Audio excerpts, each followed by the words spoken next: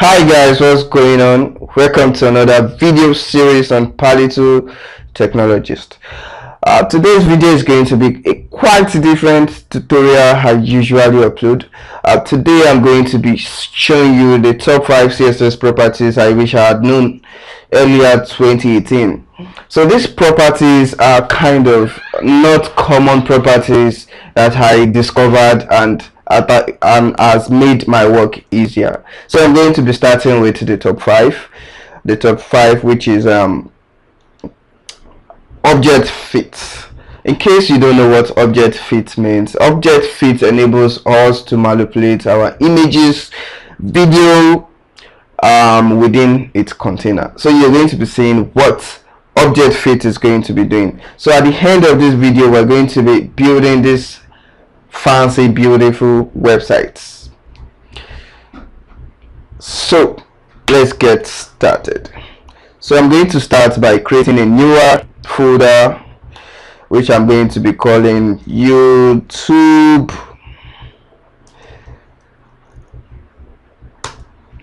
Oh, did I say folder? Yeah.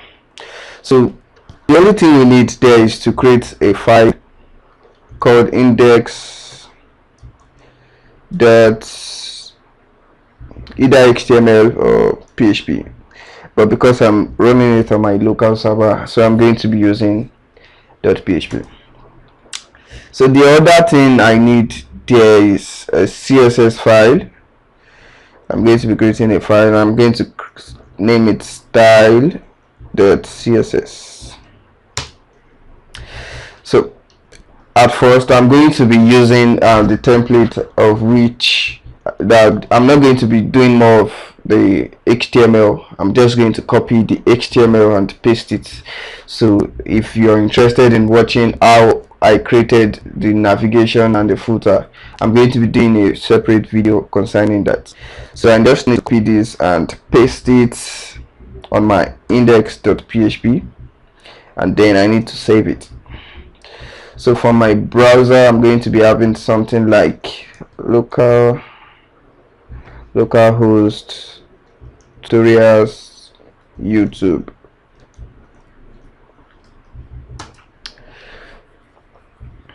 So according to the HTML, this is the structure at which we have. So we're going to be changing some things from the previous one. We are going to be changing something like the style, because in the former project I created a folder for the CSS, and which we don't have now. So we need to just remove the style.css, and if we noticed, we would see that the images aren't showing because we didn't get the specified path to the images. So in order for us to do that, we created a separate file called YouTube. So we need to come out from YouTube and then move into the image folder. So anywhere we see the image tag, let's change the addressing mode. I can't find it. Okay, so before we can get here, we need to step back from our current folder before we can get into image. So let's save that to check if we are right. Are we? Yeah, we are right. So let's just copy and paste it for the rest. I'm going to be explaining more in depth on how I have made the structure of the HTML in my next video, and I'm going to also be making a real-time login, and we're going to be doing tutorials on section, how we can use our section. We are going to be doing a video tutorial on we're going to be on cookies. I'm going to be, so I just want you to keep following this same video, because we're going to be using this same structure that we have here to build up the rest of the videos. So let me just include the path to the rest of the images.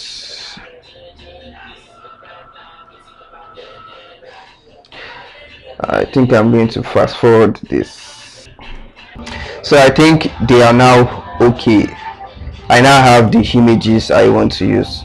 So the next thing to do is to include, I'm going to be including the style for the for the navigation and the footer, since I'm going to be doing another tutorial containing how I made the footer. So I have included that and I have saved it. So I refresh. We're not going to be going in depth on how I have done the navigation and the footer. What we are concerned about is the top 5 CSS property I promised to show you. So what we need to do is we want to be able to categorize our accessories, our products, the accessories, the wristwatch. We want them to align together. We want them to be side by side. So what we need to do is to target the overall container and give it a particular width that we know that can contain, we want them to stand in 4. So if we were to do 4, we can either use 25%, so it completes 4 column. So what we have to do there is now to target the overall container. The overall container, which I name item container. So let's start by giving item container a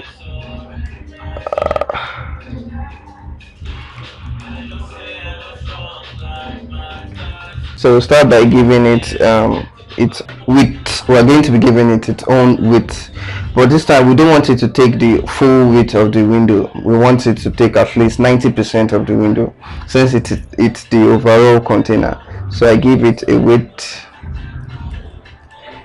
of 90%, and I'm giving it a margin auto. For those of us that know what the margin auto does, so I want to give it a margin top and bottom of 10 pixels and left, right, and auto, so as for me to be able to center my content. So let's save that and check it out. So we already achieve our margin auto, because it has automatically calculated the space from the left and right and give it a general width of 90%. So the next thing we have to do is to go and target the FB container. So the FB container is for the individual, because I have subdivisioned each section, like the font has to do with this content here. It has to do with the content displaying currently, the image, and the price. So the back has to do with this other description of the product. So we need to work with this right now. So in order to do that, let's target the FB container and let's give it a width. So let's give it a width of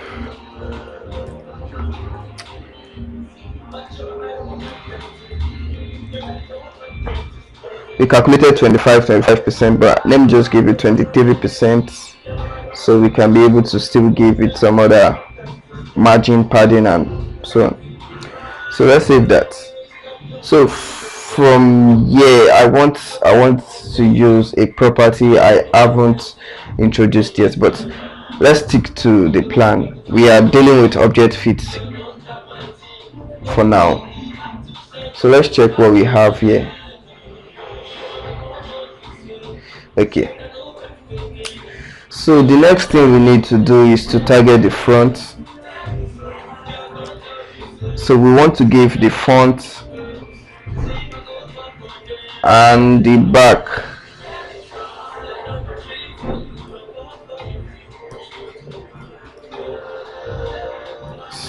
we want to give it the front and the back a width of 100%. So you should take the whole width of its container. So we want to give an height of 300 pixels. We want to give it a border of 1 pixels solid. So by default it gives it solid black. So let's save that to check what we have. Okay, so the next thing we want to do is we want the image to fit its container, because if we should check this image, there's a bigger image down here making our work more like useless. So we want to give it a precise size, the image a precise size, and still maintain and still fit its container. So this is where the ObjectFit of the thing comes in. So we'd say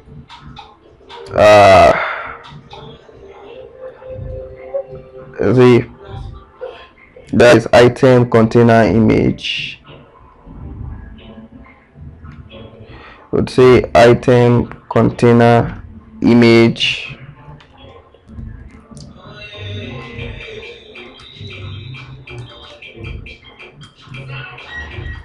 So would say they should take the whole width of their container,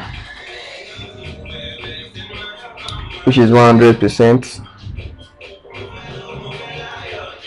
and they should also take about 150 of the height, since the general height is 150 of 150 pixels. So let's check it out.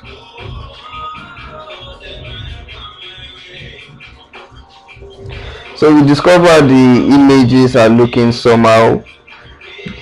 They've lost their original property and they are not looking fine. So this is where the ObjectFit comes in. So the ObjectFit, with the ObjectFit we can give our image an ObjectFit of either contain, cover, fill, none, scale down. So but for today's tutorial we're going to be using contain. So the contain would still give the image its aspect ratio, like it would give the image its property, the property it has originally, but it resizes the image to suit our program. So that's the effect of ObjectFit. We can also say ObjectFit cover. The cover is going to give it the original size but crop from the top and the bottom. So cover does that cropping automatically from the top and bottom. We also have what we call scale down.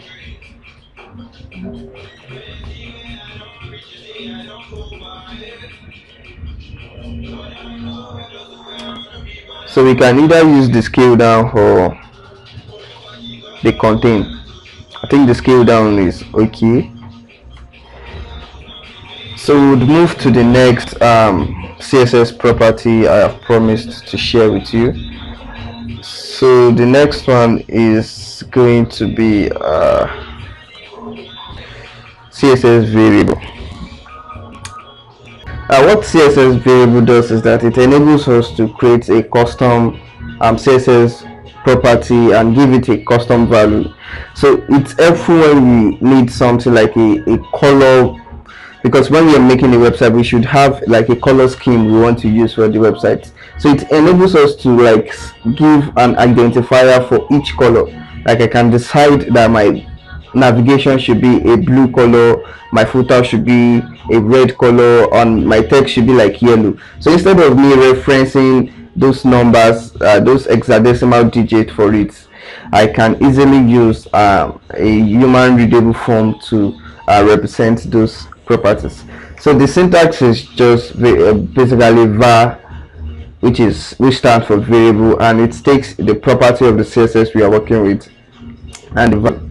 So let's see how it works.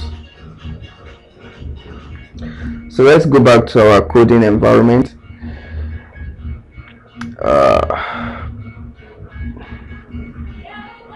So if we noticed from the footer has a particular color. So let's copy this out. Instead of that, we can say var. This made my work easier a lot. So we use double hyphen, then the identifier we want to use. I can just say footer bg as footer background. Then I give a comma. So what's the value? The value is what I copied. So let's save that and check it out if we still have the same results. So we still have the same results, but instead of that, we can centralize this particular variable so that we can just take, instead of writing it in full, we can just take just the value.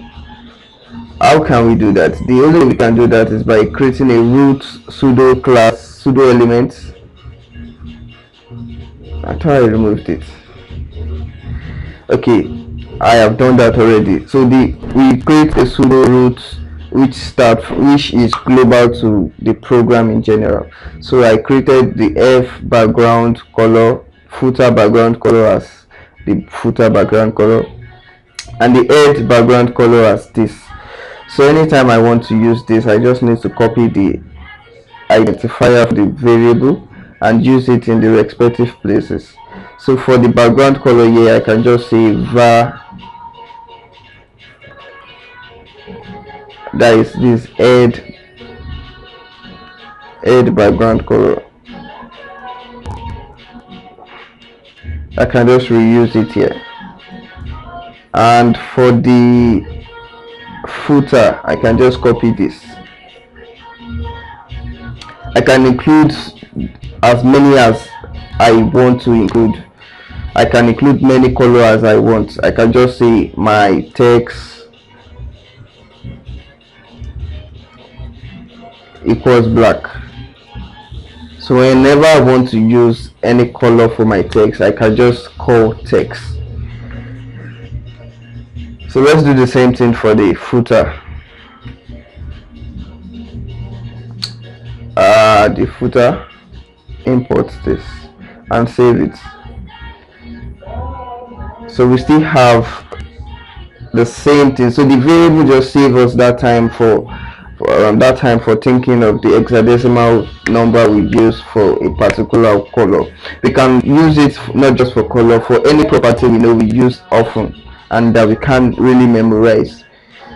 So we move on to the next CSS property. Flex is a very powerful technology that allows our content to be flexible around the page. So with Flex, we can choose the direction at which we want our content to be. So Flex works at the container. We need to declare our Flex property within the container, within an object container.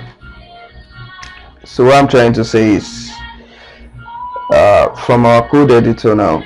So we then move to item container. So now we say display flex because we want the content within it to display side by side. We can either do that by saying display inline, but this time around we want to use the advanced technology called flex. So we say display flex. So let's check it out. Okay, they are now side by side, but we want it to have space in between.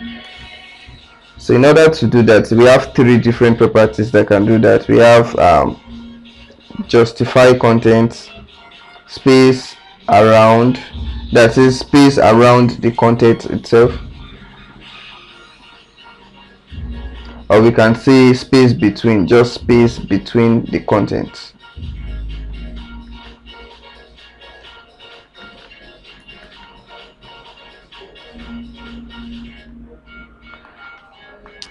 So we've achieved that. So the next place whereby we use the flex is we use the flex for the price.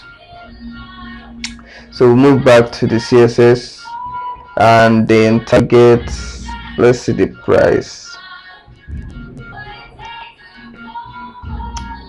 Let's the price. So we target the price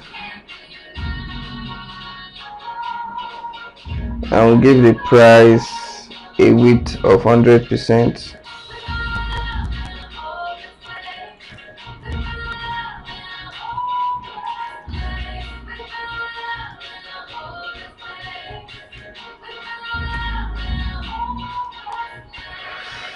Then we'll say display flex.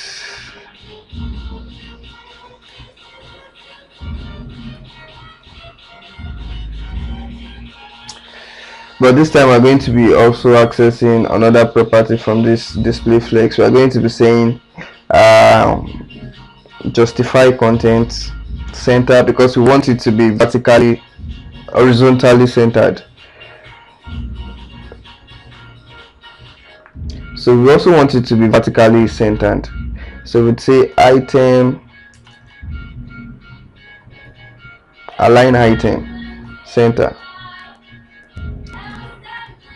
Align item only work when there is an height, when we describe the height. So we'd say height equals 150, since we gave the first the image 150 and the overall container has an height of 300, so we can just split it to 150.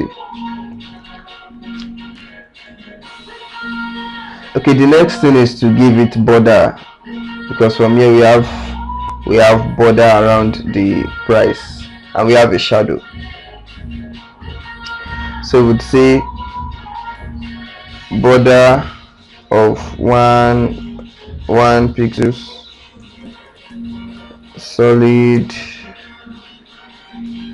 var, or let's just say black. Is it black?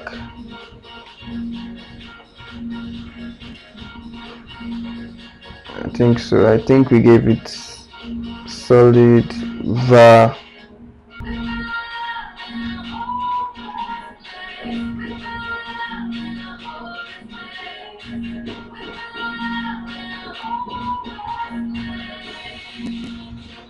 no, we didn't give it border from price.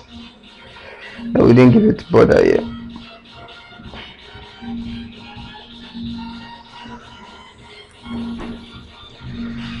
So we target the price again, but this time we're targeting the P under the price.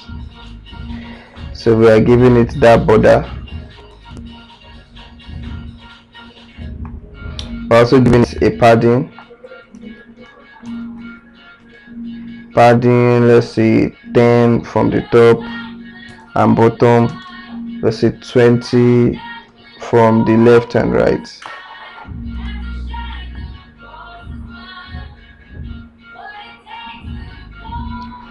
So the next thing is the shadow. You can just say box shadow of 0 from the vertical, 0 from the horizontal, 6, then same thing.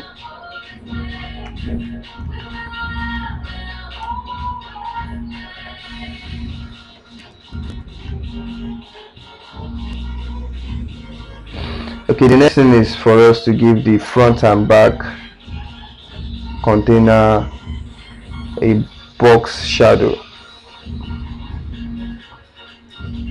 So we are saying box shadow from 0, 0, 5 pixels, same thing.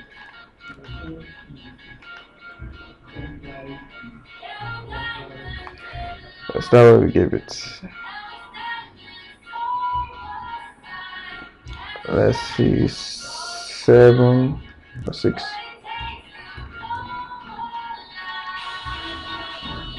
Okay, I think it's better now. So we're going to be moving. I think that's the okay. For the back, we also gave it a display flex. For the back, no, we didn't give it display flex. For the back, we said We give it a text align center. We gave it a line height of I think 1.6.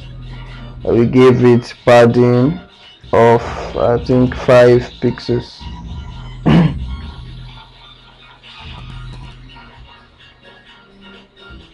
Okay, I think it's okay now. So the next, we're going to move on to the next property, because we need to take this description, this back, we want the back to be on the front, so when we hover, the back displays. So the next CSS property to look at and is the back visibility.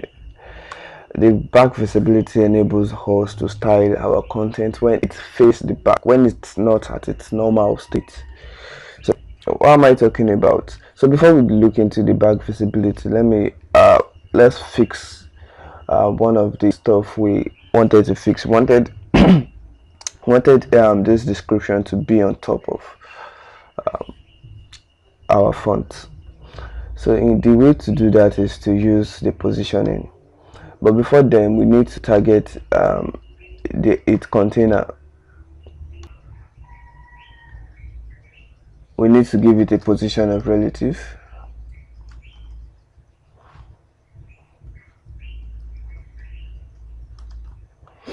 And from the back, because we want the back to be on top of the font, so we'll only give the back a position of absolute.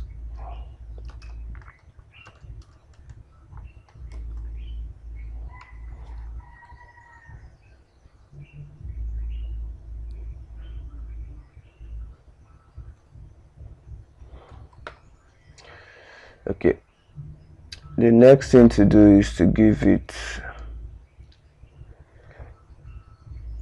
a top of 0.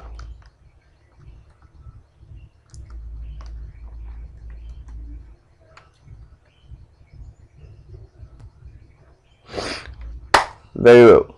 So the next thing we want to do now is to make the font invisible after when we hover over it. So before then, from the back, we need to give it a back visibility of hidden from start. So back visibility hidden would only work when the content is facing the back. It won't work right now because the content isn't faced. So we need to use a transform property of rotate y-axis, I think 145 degree.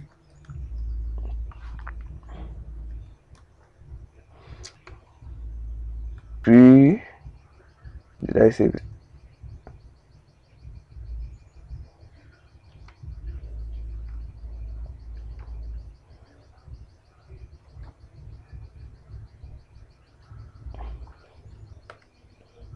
So it's not appearing again because it's facing the back. Or let me just show you how the background visibility works. Let me remove the back face visibility. So you see the transform, rotate Y.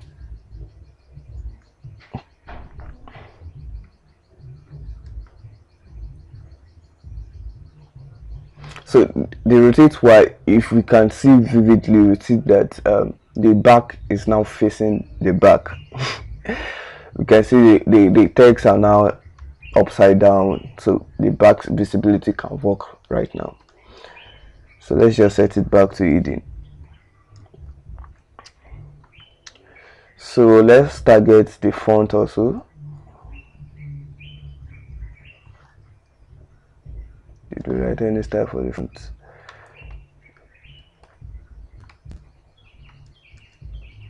So for the font, we'd say the back visibility to be visible, and it should rotate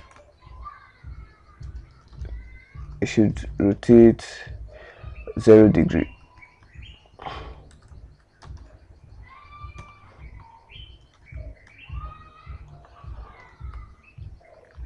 So the next thing we want to do is when we hover over the container, the overall container, we want the font visibility to be hidden and the back to be visible. So I can easily do this. I can easily copy this and say whenever I hover, I want my font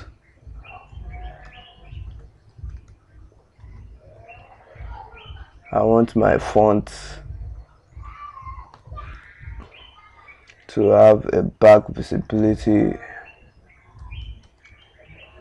of hidden. I also want it to rotate to the back.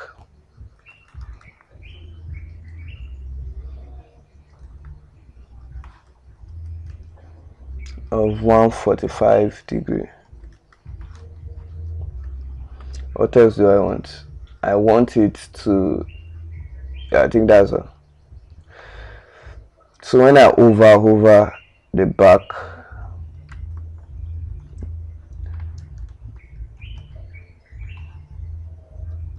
and I hover it, I want the back to have a back face of visible. I want it to rotate. I want it to transform to rotate in the y-axis of 0 degree. So let's check it out. So it's more like it's too fast. So let's add a transition so we can see it flip back and forth. So we want to give both the back and front transition. So let's target it here. Let's give it a transition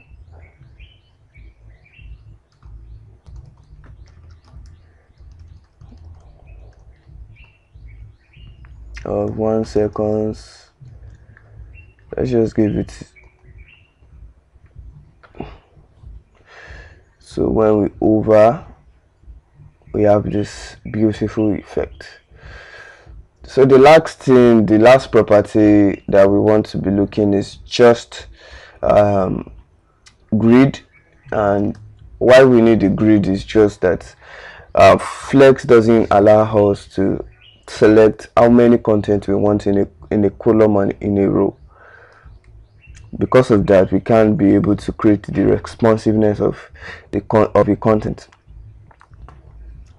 So I would move back to our page, and when it's on the mobile size, everything is still maintain the 4 column, and shrinks everything down. So we don't want this. We want to be able to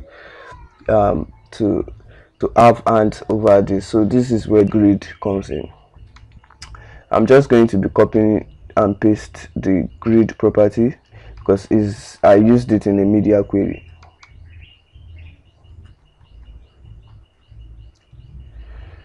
I unset every rules I've set for the item container. From the item container, I set it to display flex and all that. So I'm changing the display to be a grid, and I'm saying the grid template column, it should repeat 2 columns, but I'm not specifying the size, so I'm giving it an auto size for the 2 columns. So it will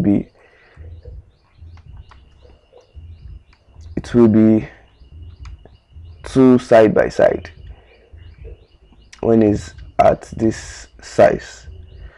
So when it's at 500, I gave it just a column. So that's all for today's tutorial. I hope you've enjoyed the 5 best CSS properties, and I hope you are going to be including it in your project. Do not forget to subscribe, share this video,